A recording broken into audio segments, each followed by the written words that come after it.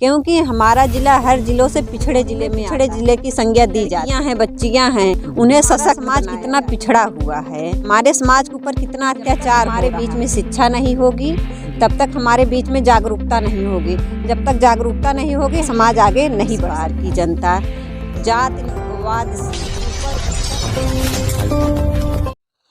चुनाव जीते या हारे मगर समाज सेवा जारी रहेगा। करते हैं वादा आप सभी से, जब तक यह जान तुम्हारी रहेगी।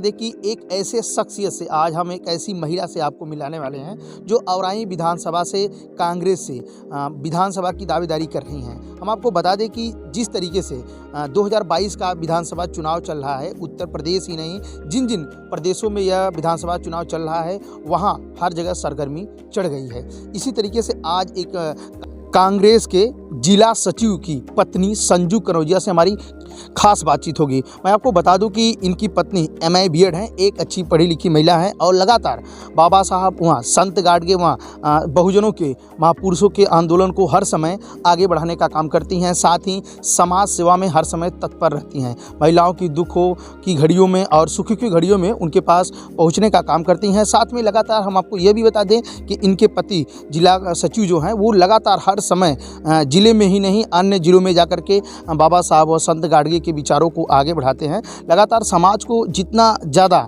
अग्रसित हो सकता है उतना आगे बढ़ाने का काम करते हैं। मैं आपको बता दूं कि संजू कनौजिया से हमारी खास बातचीत होगी, तो चलिए उनसे बातचीत करते हैं। उनके बातों को हम ये जानने का प्रयास करते हैं कि किस मुद्दों पर वो आकर के हमारे औराई विधानसभा से दावेदारी की हैं। जैसा कि आप यह जानते होंगे कि औराई विधानसभा यह एक सुरक्षित सीट है। हर एक पार्टी चुनाव को जीतने के लिए हर एक प्रकार से परिश्रम कर रही हैं, लेकिन किसके सर पे ताज सजेगा अभी यह कहना काफ़ी जल्दबाजी होगी। बहरहाल चलिए हम अब इनसे बातचीत शुरू करते हैं। मैडम आपका? मेरा नाम संजू कनौजिया है। मैडम, आप यहाँ से दावेदारी कर रही हैं कांग्रेस से विधायकी के लिए, क्या विचार होगा यहाँ की जनता के लिए? पहले आपका। मैं यहाँ की जनता के लिए सोचती हूँ यहाँ पर जितना ज़्यादा विकास हो सके मैं उतना विकास करने की कोशिश करूँगी, क्योंकि हमारा जिला हर जिलों से पिछड़े जिले में आता है।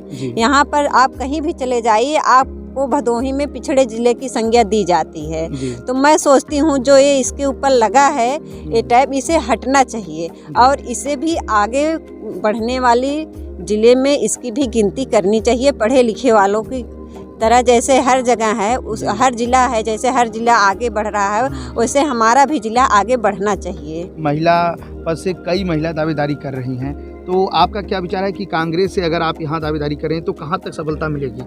सफलता की बात हम करें तो हम यहाँ पर लेके आए हैं कि महिलाओं को आगे बढ़ाया जाए। जो हमारे समाज की लड़कियां हैं, बच्चियां हैं, उन्हें सशक्त बनाया जाए, जिससे जब महिलाएं सशक्त होंगी, बच्चियां सशक्त होंगी तभी हमारा समाज, हमारा परिवार आगे बढ़ेगा। वरना हम कितना भी कर लें हमारा समाज और हमारा जो तबका है वो तरक्की नहीं कर सकता है। पहले अगर आप यहाँ पे मान लीजिए विधायिका बनती हैं तो सबसे पहले औराई की जनता के लिए क्या सौगात देंगे आप? हम यहाँ पर चाहते हैं कि यहाँ की लड़कियों को आगे बढ़ाएंगे, यहाँ की महिलाओं को आगे बढ़ाएंगे। उनके लिए कोई ऐसा रोजगार हो, ऐसा कॉलेज हो, उनके लिए सबसे पहली बात होती है सुरक्षा की, जो कि हमारे यहाँ सुरक्षा बिल्कुल नहीं है। मैं इन सब को लेकर आगे बढ़ाना चाहूँगी। तरीके से अत्याचार, हालांकि आप बाबा साहब और संत गाडगे के विचारों पे चलती हैं तो आप लगातार दलितों के बीच में, कमजोरों के बीच में जाती हैं। वहाँ जाने से आपको क्या महसूस होता है? हमें ये लगता, हमें देखने को ये मिलता है कि हमारा समाज कितना पिछड़ा हुआ है, हमारे समाज के ऊपर कितना अत्याचार हो रहा है। हमें इन सब से निकल कर आगे बढ़ना है, अपने समाज को, महिलाओं को, औरतों को और जो भी हैं जो बेरोजगार युवा हैं उन्हें सबको आगे बढ़ाना है। जब तक हमारे बीच में शिक्षा नहीं होगी तब तक हमारे बीच में जागरूकता नहीं होगी, जब तक जागरूकता नहीं होगी हमारा समाज आगे नहीं बढ़ सकता है। अच्छा, औराई की जनता जो है वो एक तरफा जातिवाद वोटिंग कर सकती है या मिल के करेगी? अभी आप क्षेत्र में घूम रही हैं, आपको कैसा महसूस होता होगा? हम महसूस ऐसा हो रहा है कि इस बार की जनता जातिवाद से ऊपर उठकर वोट करेगी। सच्चे को चुनोगी, अच्छे को चुनेगी, जिससे उसका विकास हो। हाँ। मैडम आप ये बताइए कि मैं बीएड भी आपने किया है, तो गांव में जब जाती हैं तो महिलाएं आपसे काफ़ी बातचीत करती होंगी, तो जी। वहाँ आपको कैसा महसूस होता है कि गांव की जो लड़कियां हैं, जो बहन बेटियां हैं, क्या वो सुरक्षित महसूस करती हैं? हमारे यहाँ बहन बेटियाँ सुरक्षा के नाम पर कोई काम नहीं हो रहा है। आपको हम बता दें, यहाँ पर यहीं की नहीं, आप किसी भी ज़िले की बात ले लीजिए, सुरक्षा तो कोई नहीं है उनके लिए। कहीं भी आप देख लीजिए, बहन बेटियों के लिए कोई सुरक्षा नहीं है। हमारी बहन बेटियाँ जो हैं, महिलाएं जो हैं, शिक्षा के नाम पर बस पिछड़ी हुई हैं, ये समझ लीजिए। उन्हें आगे बढ़ावा देने के लिए कुछ नहीं किया जा रहा है। हम चाहते हैं हमारा समाज शिक्षा को लेके आगे बढ़े। जिस तरीके से हमारे उत्तर प्रदेश में लगातार एक हाथरस की कांड देखा जाए, तो युवक लड़की के साथ ऐसी घटना घटी है, तो ऐसी आजमगढ़ में बलरामपुर में घटना घटी, तो इन सब को देख करके आपको क्या लगता है कि ये जो सरकार है, इसकी हिसाब से क्या लग रहा है आपको? ये सरकार एक बेकार सरकार है, नकारा सरकार जिसे कह सकते हैं आप। हमें ये लगता है ये सरकार के लिए ये सब कमियां जो है इसके ऊपर भारी पड़ी, क्योंकि ये औरतों की सुरक्षा के नाम पर कुछ नहीं किया। आप हाथरस का ले लीजिए, चाहे उन्नाव का केस ले लीजिए, या जो है अभी आप सोनभद्र में देखिए, दलित आदिवासी थे, उन लोगों का नरसंहार किया गया। उन लोगों के लिए कुछ नहीं किया गया। आप प्रयागराज में देख लीजिए, इलाहाबाद में, वहाँ भी जो है एक परिवार को जो है 4 हत्याएं कर दी गई, उसके लिए कुछ नहीं किया गया। तो ये सरकार जो है कुछ भी नहीं कर रही है, बस जुमलेबाजी कर रही है और कुछ नहीं कर रही है। आप इस औराई विधानसभा में आई, तो आपको कैसा लग रहा था कि यहाँ की जनता क्या आपकी तरफ झुकाव करेगी, या ऐसा कुछ महसूस हुआ कभी आपको? हाँ, हमें यहाँ से अपनापन महसूस होता है।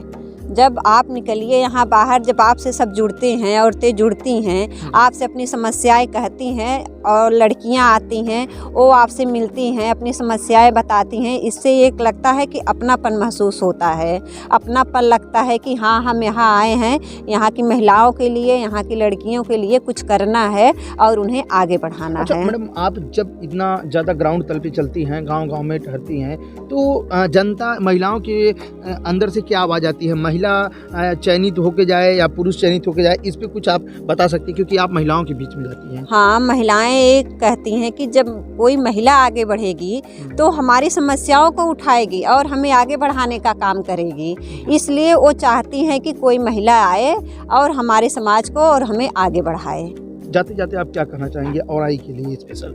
औराई के लिए हमें कहना चाहेंगे कि हम शिक्षा, रोजगार और यहाँ जो बेरोजगारी है, अशिक्षा है, हम उसे दूर करना चाहेंगे। सबसे बड़ी समस्या अशिक्षा होती है। जब तक शिक्षा नहीं है, हमारे पास रोजगार नहीं आएगा। इसलिए हमें जो है इन सब से लड़ना है और आगे निकलना है। इन सब से लड़ने के लिए हमें सच्चे को चुनना पड़ेगा, अच्छे को चुनना पड़ेगा। जब तक हम अच्छे को नहीं चुनेंगे, हमारे लिए कोई अच्छा प्रतिनिधित्व नहीं करेगा, तब तक हम आगे नहीं बढ़ पाएंगे। इसलिए हम ये चाहते हैं कि सच्चे को चुना जाए, अच्छे को चुना जाए, जो जुमलेबाजी छोड़कर विकास करे और विकास के नाम पर लूटे ना जनता को, और जनता भी उससे खुशहाल रहे। आप देखेंगे कि खेतों को नष्ट करने के लिए छुट्टे जो जानवर हैं, आवारा पशु, वो खेतों को बर्बाद कर दे रहे हैं। किसान भी उससे परेशान हैं, उनसे कोई खुश नहीं। इसलिए हम चाहते हैं कि इन सब से, किसान हो चाहे महिलाएं हो चाहे जो हो, उन्हें इन सब से छुटकारा मिले और वो आगे बढ़ें। अभी हमारी खास बातचीत संजू कनौजिया से हुई। मैं आपको बता दूं कि संजू कनौजिया, पुनः बताना चाहूँगा कि ये कांग्रेस जिला सचिव की पत्नी है, और ये जो है कांग्रेस से दावेदारी औराई विधानसभा की विधायकी के लिए कर रही हैं। हालांकि अभी किसको टिकट मिलेगा क्या नहीं मिलेगा, लेकिन जिस तरीके से ये प्रत्याशियों की एक आड़, एक बहाव की धारा चल रही है, इससे ये भी महसूस हो रहा है कि प्रत्याशियों में एक नई रुझान भी देखने को मिल रही है। लेकिन कहाँ तक क्या होगा, अभी ये कहना काफ़ी जल्दबाजी होगी। लेकिन जिस तरीके से संजू कनौजिया ने बातचीत करके यहाँ की समस्याओं को जिस तरीके से बखूबी आप लोगों के बीच में रखा है, इससे ये पता चल रहा है कि लगातार ग्राउंड तल पर संजू कनौजिया लोगों से मिल रही हैं और उनकी समस्याओं को जान रही हैं, क्योंकि जानने से ये पता चल रहा है कि बातें पूर्ण रूप से स्पष्ट हो गई हैं। इसी तरीके से खबरें देखने के लिए आप हमारे चैनल पर बने रहें।